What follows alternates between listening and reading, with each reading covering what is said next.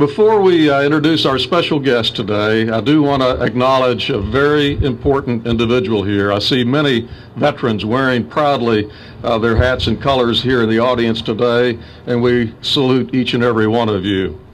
There's a very special guest out here who is one of very few men or women who have ever received this honor. Ladies and gentlemen, the only living Medal of Honor recipient in the Commonwealth of Kentucky, Sergeant Donnie Jenkins. Donnie. Thank you, Sergeant Jenkins. Now it is my distinct privilege on behalf of Aviation Heritage Park to introduce to you a flight leader like no other, because we've all been under his wing and off of his wing over the past few years.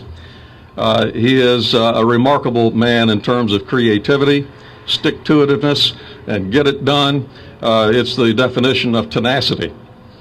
And most of us around here knew that our guest today, General Dan Cherry, was commander of the United States Air Force Thunderbirds. But few really knew the full story of Dan Cherry and the sacrifices that he's made over his career in aviation. You know, Dan flew 295 combat missions.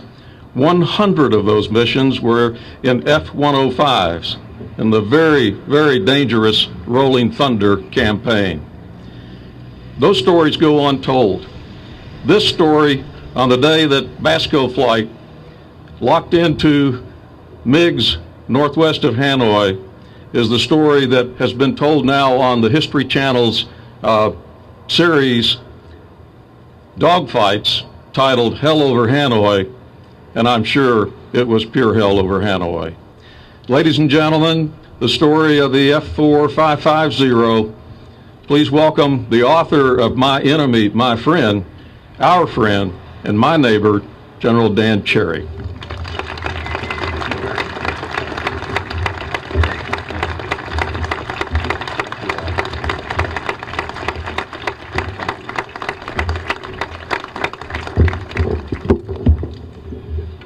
Well, thank you very much, Larry, and ladies and gentlemen and distinguished guests. What a thrill it is to be here with you today on April 16th. Very special day, certainly in my life, but it's a special day in the lives of all the wonderful volunteers that have had this idea of Aviation Heritage Park and this dream, the dream of what it can do for our future generations. And I hope that each of you who are visiting the park for the first time today will come back often, and that you will spread the word with us what tremendous potential there is here. And as our mayor said, none of this would have been possible without the selfless contributions, both financial and in personal time and effort. As president of this organization, I'm just totally blessed with wonderful people to work with. And I am so thrilled to be here today and to open this up and basically say, Bowling Green and Kentucky and South Central Kentucky, here is something for you. And we're delighted to be able to give it to you, and we hope that you use it for years and years to come. It's the date of April 16th. We've tried to make it something special ever since we found Phantom 550 behind me here. Because it's the anniversary of the dogfight, we just cleverly decided to break ground on Aviation Heritage Park on that same day, and then here we are today to dedicate the park. That day back in 1972 was really exciting. We took off with a flight of 4 F-4s. We engaged 4 MiG-21s, and all 4 of us came home safely with 2 victories to our credit. And in my case, I saw the Vietnamese pilot bail out of his airplane very, very clearly. His parachute blossomed right in front of me, and as a matter of fact, I had to move my airplane aggressively to keep from flying right through his parachute. And ever since that day, I've wondered about him. As a fighter pilot, you really don't think about your battles as personal battles as much, I think, as Donnie Jenkins and so many infantry soldiers think of them. It's more against the machine.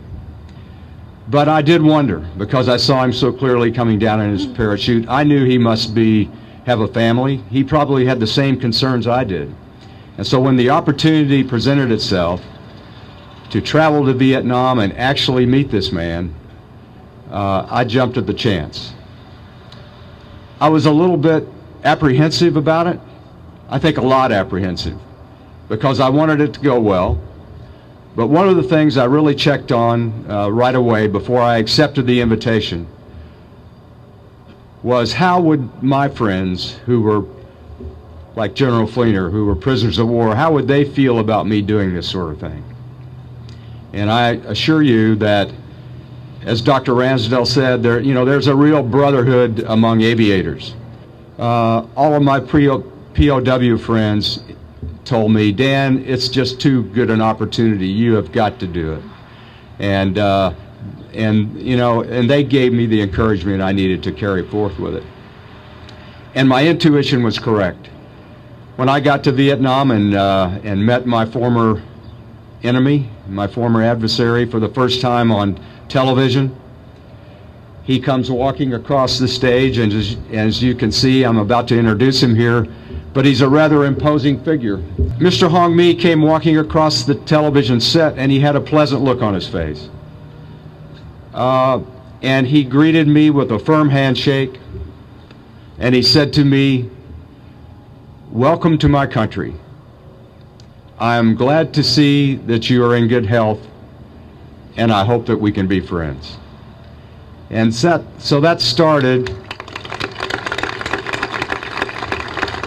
a most remarkable relationship that continues even today. As those few days went on, we had the wonderful opportunity to have dinner in his home, met his entire family, including his son Nguyen, his daughter Zhang, and his little grandson Duc. So naturally, my reaction was, I really wanted to reciprocate. I wanted to extend an invitation to him, and at the time it was just a dream that someday he would actually be here. But I invited him, he accepted, and we decided we would work out the details later. Fortunately, it has all worked out, and he is with us today, and I'm just thrilled. Our purpose for telling this story, and Hong Mi and I share this, is that we hope that our remarkable story of reconciliation can somehow help Vietnam veterans everywhere. Many of our Vietnam veterans have had great difficulty putting their war experience behind them and moving on to the future. They were not treated very well when they came home from war, and for a lot of reasons.